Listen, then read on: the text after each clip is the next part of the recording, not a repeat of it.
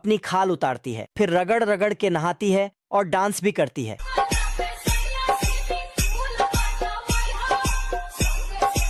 बत्तख उनको नई खाल पहनाती है। रोटी खा लो। उसके बाद बत्तख उन सबको खाना देती है। ये देना। तो मुर्गियां उसे खाने लगते हैं। खाना होने के बाद बत्तख फिर सभी मुर्गियों को वापस घर लेकर आता है और रास्ते में उन सबको गाने भी सुनाता है। अच्छा, ठीक है।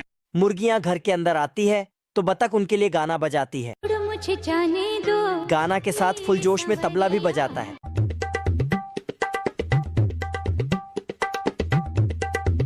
तो मुर्गियां खिड़कियों से निकलती है और अंडे देकर अंदर जाती है और बाहर आती है। बवाल चीज है बे। साला बत्तख जितना जल्दी जल्दी गाना बजाती है, मुर्गियां उतनी जल्दी जल्दी अंडे देती है। ये मुर्गियां तो बहुत ही टैलेंटेड है।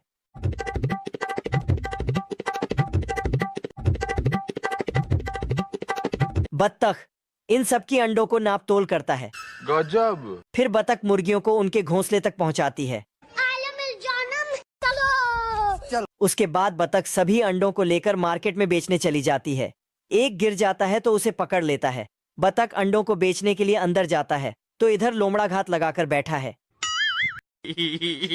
मौका पाते ही अपनी सारी औजार उठा के मुर्गियों के घर तरफ चल देता है। फिर अपना औजार निकालकर छेद करने लगता है। मुर्गियां ये सब देखते ही हमारा घर, हमारा द्वार, हमारा। बत्तख मुर्गियों की आवाज सुनकर 100 के स्पीड से आती है। अंदर आकर बोलती है, कौन है बे?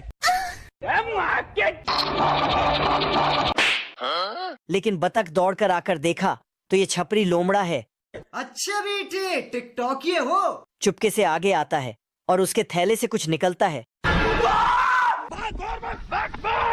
लेकिन फिर वापस आता है तो इसके दिमाग में एक दो आइडिया आता है। बत्तख कुत्ते के पास आता है। हाँ भाई सुन ना, संभाल लेके पहुँच और बंदे लोग को भी कॉल कर दे। मेरे को इस बार रिक्स लेने का ही नहीं है, बिल्कुल रिक्स नहीं लेने का। लेकिन कुत्ता साफ साफ मना कर देता है। फिर सुअर के पास जाता है। अम्बा अम्बा अम्बा अम्बा कम्बा कम्बा। लेकिन सुअर अपने बच्चों को दूध पिला रही थी तो ये भी मदद करने से इनकार कर देती है। बेकार है भैया। फिर इसको तीसरा आइडिया आता है। भागते हुए जाती है और पानी में कूद जाती है। पानी के अंदर आके मछली से बोलती है, टूट गया मैं तो अब। ये कैसे हो गया? लेकिन मछली पानी से बाहर आ ही नहीं सकती थी तो मदद कैसे करती। तो वह अकेली छापरी लोमड़ा से मुकाबला करने जाती है। इधर लोमड़ा सभी मुर्गियों को पकड़कर झोले में भर रहा था। तभी बत्तख पीछे से आकर उसकी पूंछ खींचने लगती है। अबे साले। लोमड़ा ने मुर्गियों को भर के झोला उठाया और 9 2 11 होने लगा। बत्तख गुस्से से उठता है और घोड़े से भी तेज भागने लगता है और पेड़ में सुरंग बनाकर निकल जाता है। इधर लोमड़ा मुर्गी का काम तमाम करना चाहता था, लेकिन मुर्गी कुल्हाड़ी को ही पकड़ लेती है। फिर मुर्गी भाग जाती है। बत्तख आती है और कुल्हाड़ी लेकर जाती है। इधर लोमड़ा मुर्गी के पीछे भाग रहा था। लोमड़ा मुर्गी को पकड़ लेता है। तभी बत्तख आती है तो फिर से मुर्गी फरार हो जाती है और लोमड़ा भी जान बचाकर भागने लगता है, लेकिन पेड़ पर जाकर टकराता है।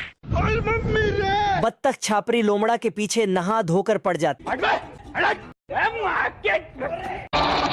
लोमड़ा जाकर पेड़ में चढ़ने लगता है, लेकिन बत्तख पेड़ को ही काटने लगती है, जिससे पेड़ छोटा हो जाता है और लोमड़ा ग्रेविटी को चकमा देकर भागे जा रहा था। तभी लोमड़ा को ख्याल आया। बत्तख लोमड़ा के ऊपर कुल्हाड़ी फेंक दिया तो कुल्हाड़ी लोमड़ा के पीछे भागने लगा। रास्ते में पेड़ आते हैं तो पेड़ को भी काट देते हैं, जिससे लोमड़ा का पूंछ दब जाता है और लोमड़ा